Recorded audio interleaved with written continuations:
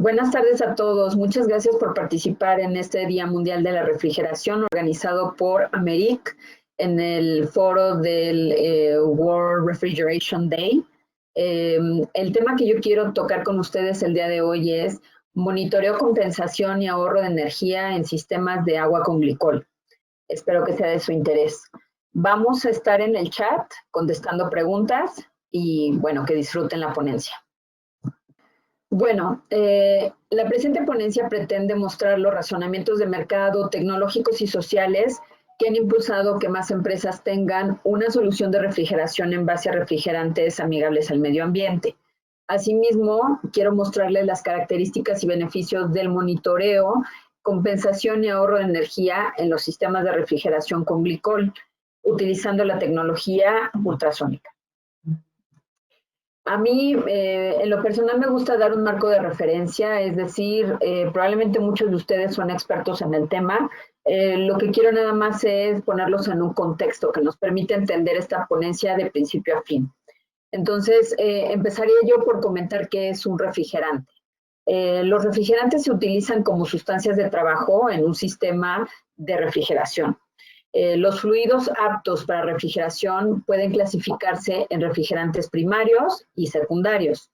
Los refrigerantes primarios son aquellos fluidos que se usan directamente como fluidos de trabajo y estos fluidos proporcionan refrigeración al pasar por un proceso de cambio de fase en el evaporador.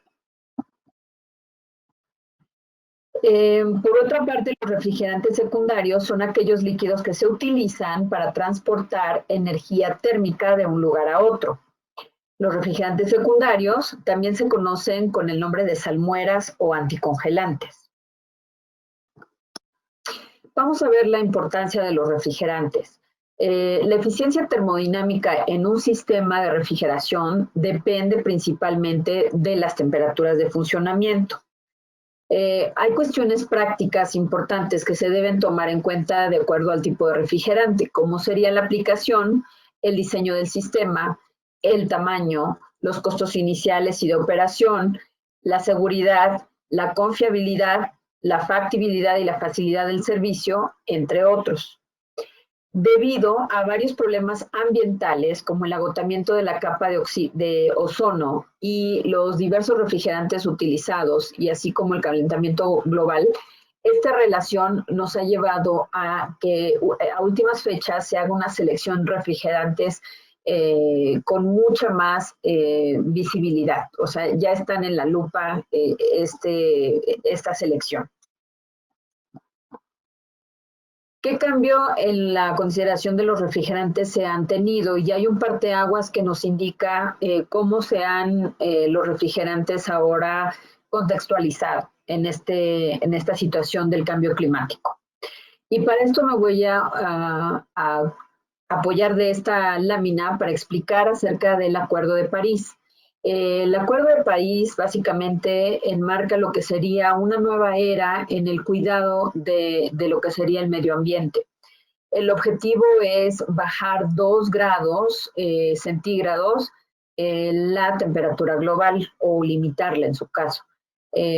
Dentro de este contexto del Acuerdo de París es que se empezaron a hacer, digamos, como que la selección y tal vez la fase de salida de algunos refrigerantes que hasta ese momento se habían utilizado. Para el propósito de mi ponencia, no me voy a extender más en ese tema. A mí lo que me gustaría es comentarles acerca de los refrigerantes amigables al medio ambiente. Bien.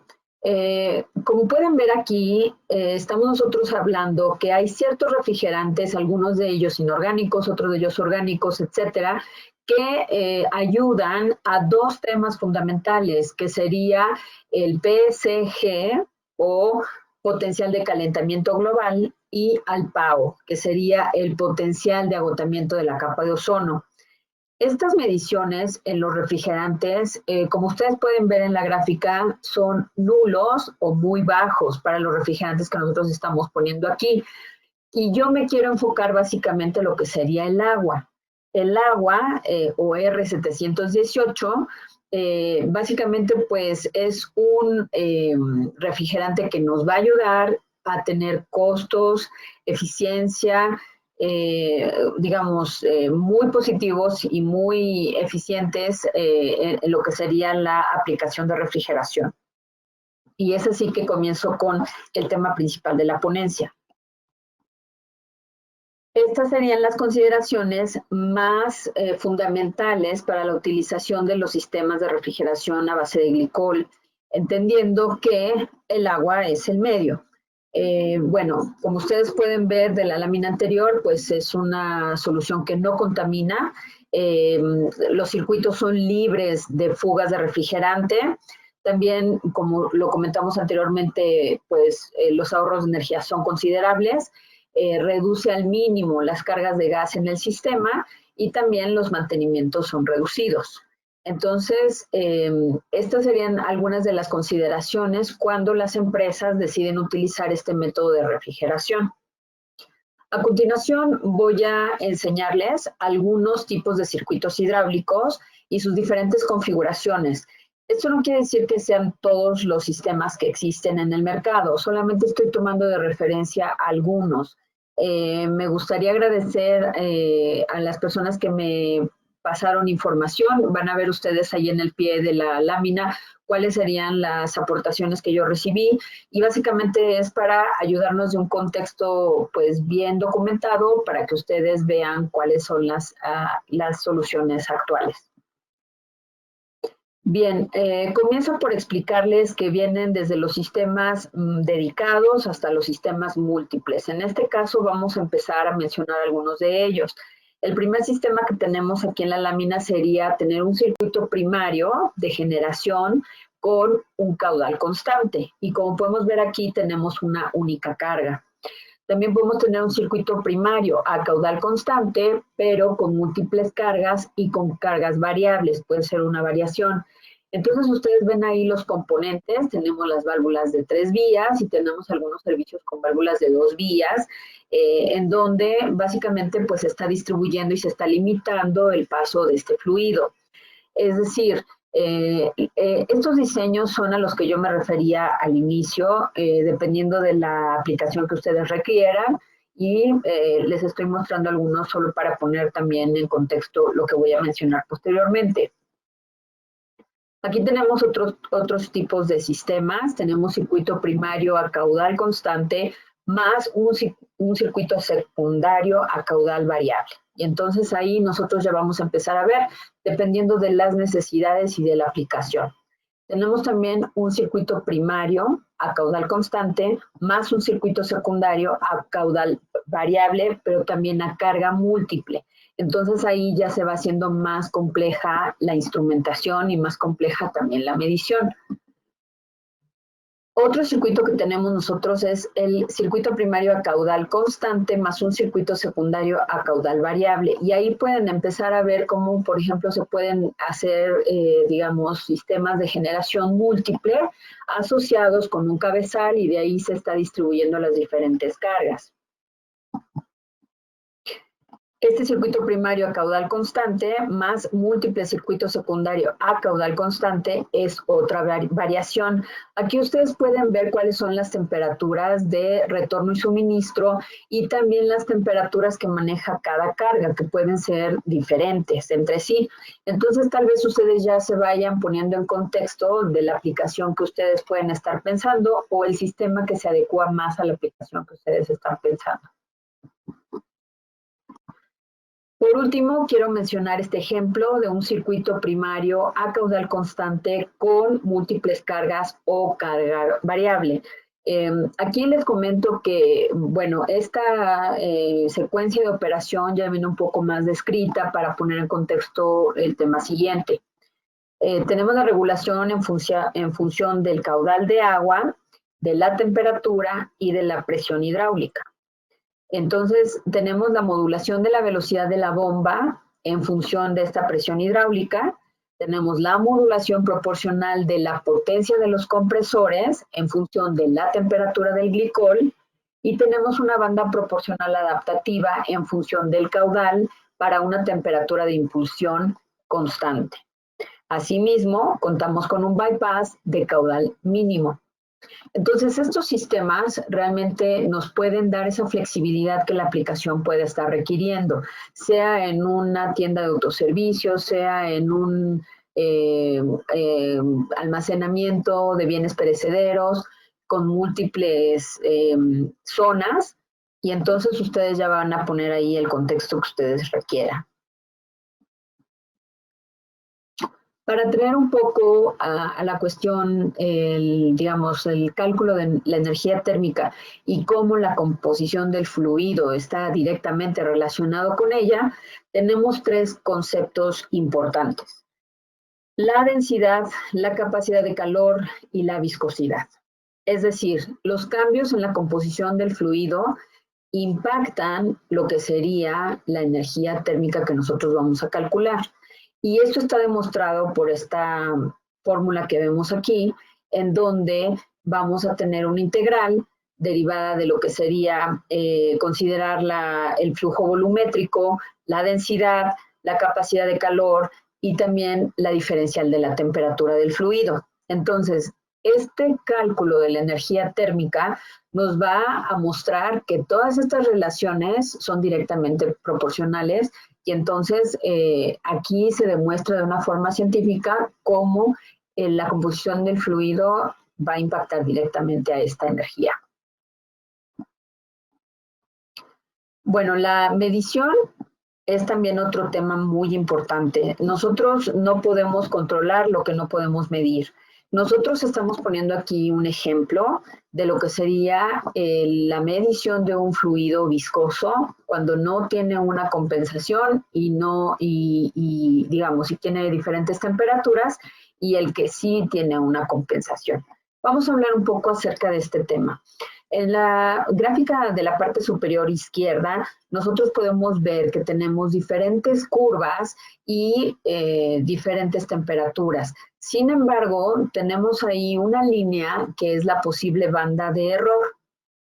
Entonces, el beneficio de que un sensor o un artículo de medición pueda compensar la viscosidad del fluido nos ayuda para que podamos tener mediciones correctas con respecto a lo que sería el flujo volumétrico. Sin embargo, también considerando la parte de la viscosidad. No es lo mismo agua con glicol con una concentración del 10% que agua con glicol a una concentración del 60%.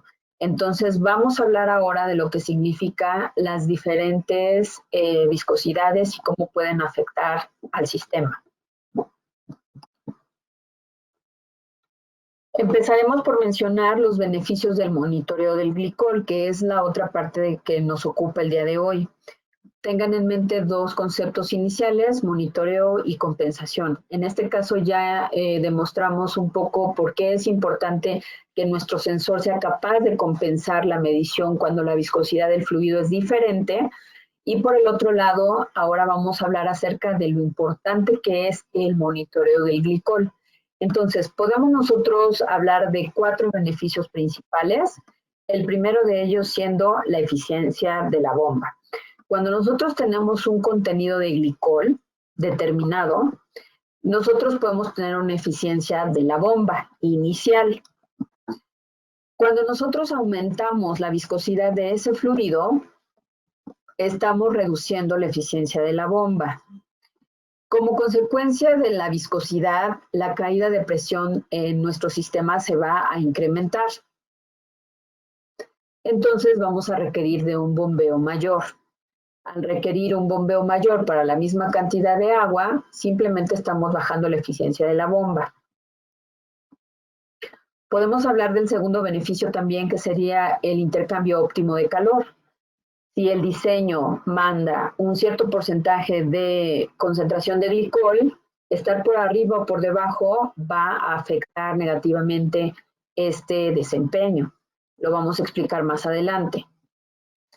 También la cuestión de la operación segura. Es importante tener dentro de los límites de diseño al fluido que nosotros estamos hablando, y también vamos a comentar por qué, así como los ahorros financieros.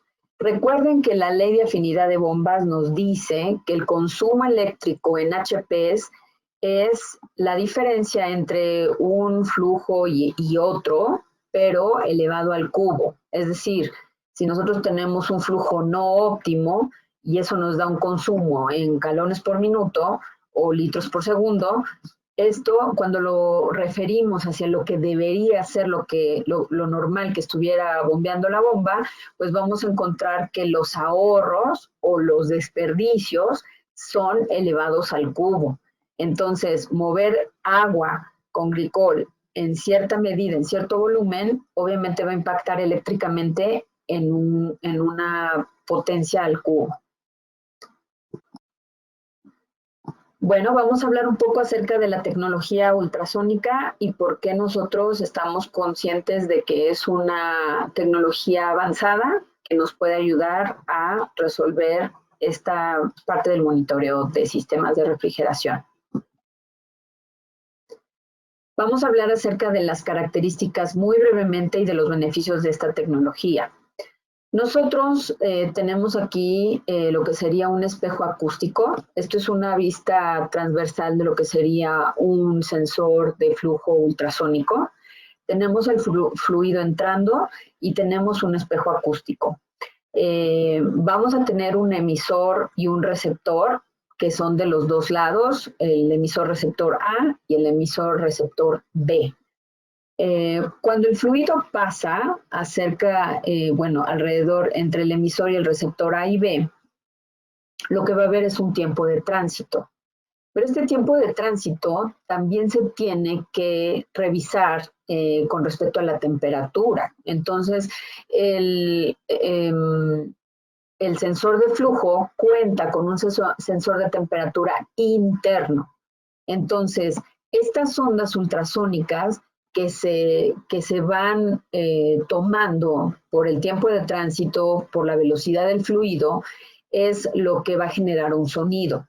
Entonces, aquí nosotros vamos a ver que el sensor ultrasónico, vamos a tener aquí los componentes, los emisores, los espejos acústicos, el sensor de la temperatura, y vamos a poder hacer con una lógica, obviamente interna, propia del sensor, esta medición y conversión a lo que se refiere de lo que está escuchando de forma ultrasónica para traducirlo en algo que se llamaría velocidad del fluido, galones por minuto, litros por segundo, en tiempo real, todo el tiempo, y que definitivamente tiene que ver con la viscosidad del fluido. Otro aspecto muy importante de estos sensores es que sean calibrados. Para que un sensor sea preciso, se le tienen que medir en varios puntos, pero con el fluido pasando a través de él. Esto es conocido como calibración en húmedo. En este caso, si el sensor se calibra en un solo punto, pues va a ser ciertamente preciso. Si el sensor es calibrado en múltiples puntos, vamos a asegurar en un espectro mayor que se tenga esa precisión. La repetitividad es muy importante porque vamos a asegurar que si el sensor tiene mediciones, digamos, de una velocidad determinada, que sea repetible en el tiempo. Es decir, tomando en consideración todos los elementos que toma para realizar esa conversión a esa medición, pues que sean 100% repetibles, ¿no? Que no vaya a decir una vez que es una velocidad y después que diga que es otra. Muy bien, vamos a hablar de la relación que guarda el contenido de glicol y la eficiencia energética. En una de las diapositivas anteriores pude explicar un poco la lógica que seguía acerca de la relación entre lo que sería la concentración de glicol y los esfuerzos del bombeo. Ahora, esta sería la parte de mi presentación, de mi diapositiva de arriba, es decir, el contenido de glicol por encima de la concentración de diseño. Esto es el ejemplo que yo estaba dando anteriormente. Si se incrementa la viscosidad del fluido, se reduce la eficiencia del bombeo. Entonces, también otra cosa que sucede, como lo comentamos en esa diapositiva, es que la efectividad de la transferencia de calor del sistema se degrada. Y también va a haber zonas críticas en las cargas que nosotros enseñamos anteriormente en los circuitos hidráulicos, que puede que no estén recibiendo el fluido de forma adecuada. Y esto puede causar posibles mermas. Entonces, cuando nosotros tenemos los sistemas de glicol con el contenido apropiado y de acuerdo a diseño, tenemos básicamente 3 beneficios, que serían el incremento en la eficiencia del bombeo, la efectividad de la transferencia de calor es óptimo y los costos de operación se reducen. Vamos a ver el caso crítico, que sería que el contenido de glicol se encuentre por debajo de las especificaciones de diseño. Aquí sí tenemos problemas mayores porque estamos en riesgo de que nuestro sistema se congele. También vamos a estar en riesgo de que se tengan que considerar costos de reparación. El hecho de que un chiller se congele es una cuestión mayor. Y obviamente si nosotros llegásemos a tener ese problema, pues vamos a tener que parar el sistema, lo cual redundaría en pérdidas por posibles mermas en los productos que nosotros estamos refrigerando. Entonces, por eso yo quiero comentarles también lo crítico del asunto de la medición y la compensación del glicol, para que ustedes entiendan que si bien es un sistema muy adecuado y muy ahorrativo, muy eficiente, debemos tenerle sus consideraciones. Entonces voy a hablar de 2 productos en específico que cuentan con esta tecnología a manera académica. Si ustedes tienen un sensor ultrasónico, tienen la opción de tener tal vez diámetros menores, diámetros mayores, de acuerdo a la aplicación, al tamaño de la aplicación, y pueden tener ustedes lo que serían los beneficios de la temperatura, compensación de temperatura y de glicol, que lo vimos ahorita en la parte académica de las características del sensor. Obviamente la tecnología ultrasónica, la calibración multipunto, la lógica, que hablamos de esa compensación, la precisión que se requiere en un sensor de flujo, en este caso un ejemplo más o menos 2%, y la repetitividad de más o menos 0.5%. También hablamos de el bajo consumo energético en sí del dispositivo, que contribuye a que el sistema tampoco se incremente en consumo por los dispositivos que están asociados a la medición y el control. Entonces, para darles algunos ejemplos, podemos utilizar estos sensores ultrasónicos en estos circuitos, en caudal constante con una sola carga o en caudal constante con múltiples cargas o cargas variables, e inclusive los otros que yo presenté.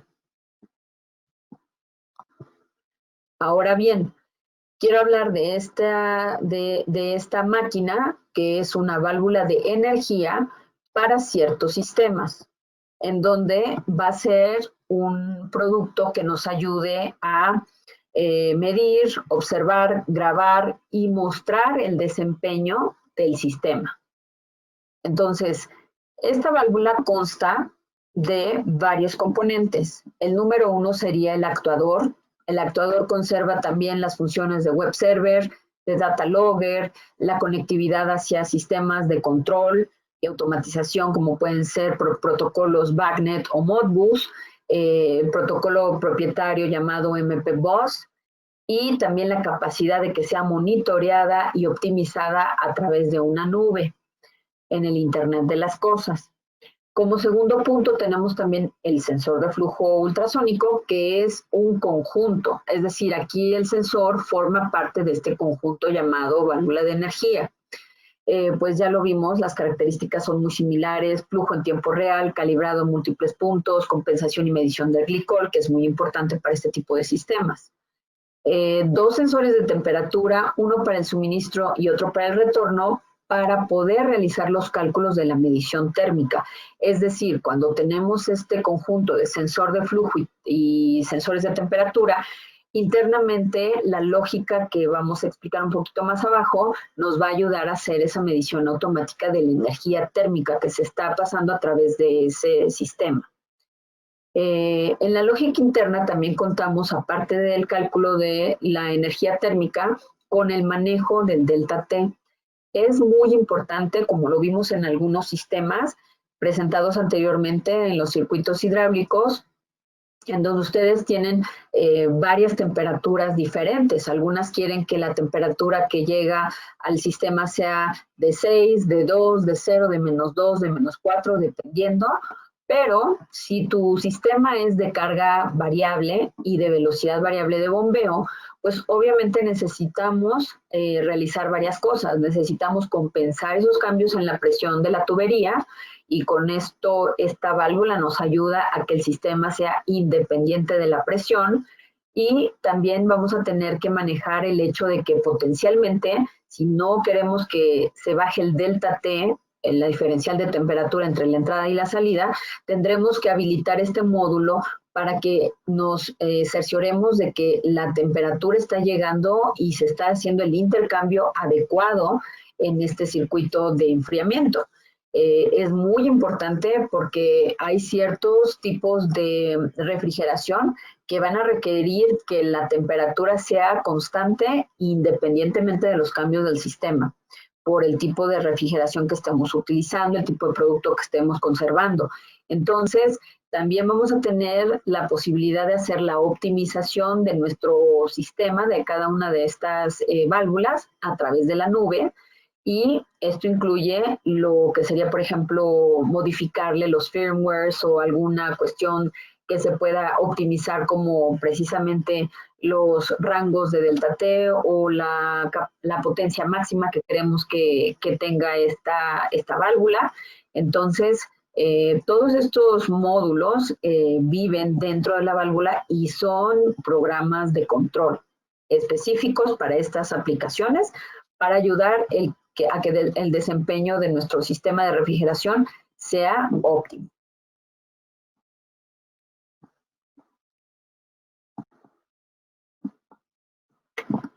Entonces, haciendo un pequeño resumen de lo que serían estas capacidades, pues vamos a encontrar precisamente lo que sería el manejo del delta T, el sensor de flujo ultrasónico, el monitoreo del glicol, los servicios de la nube, el que sea independiente de la presión, y uno que no había yo comentado explícitamente, pero se intuye un poco en la conversación que estoy llevando, que sería el balanceo hidráulico.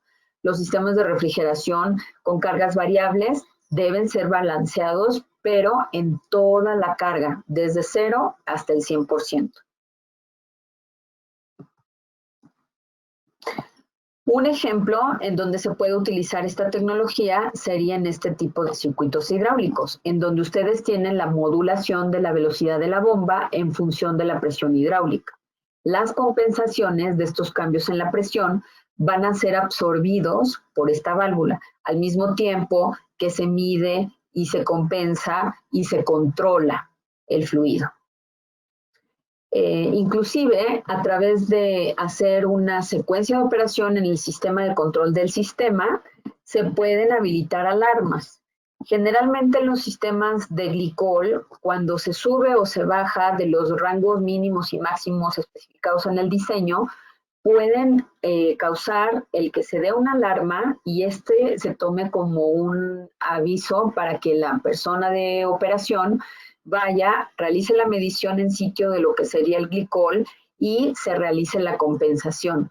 Pero al estar viendo el porcentaje específico de glicol que se tiene en ese momento, ya no se va a estar haciendo una compensación, digamos, pues muy manual, sino ya se va a tener cuánto se tiene que compensar, en qué porcentaje, con puntos y decimales de esta compensación de glicol.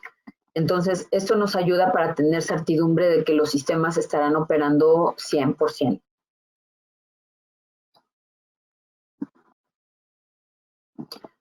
Bueno, esto es todo por mi parte. Quisiera dejarles las conclusiones de nuestra presentación del día de hoy. Para nosotros es importante hablar de los sistemas de refrigeración en base a refrigerantes amigables al medio ambiente por este Acuerdo de París. Es decir, es un parteaguas en donde la industria y los jugadores están sumándose a los esfuerzos de las Naciones Unidas y obviamente se han tomado decisiones importantes con respecto a este tema. Para nosotros, la alternativa de agua con glicol pues es muy buena porque es amigable al medio ambiente, muy eficiente y con costos de operación bastante razonables. Ahora, también mostramos algunos ejemplos de los circuitos hidráulicos y su relación con la temperatura del fluido, la presión y la velocidad del mismo. También mostramos las características y los beneficios del monitoreo, la compensación y el ahorro de energía en los sistemas de refrigeración con glicol, utilizando la tecnología ultrasónica.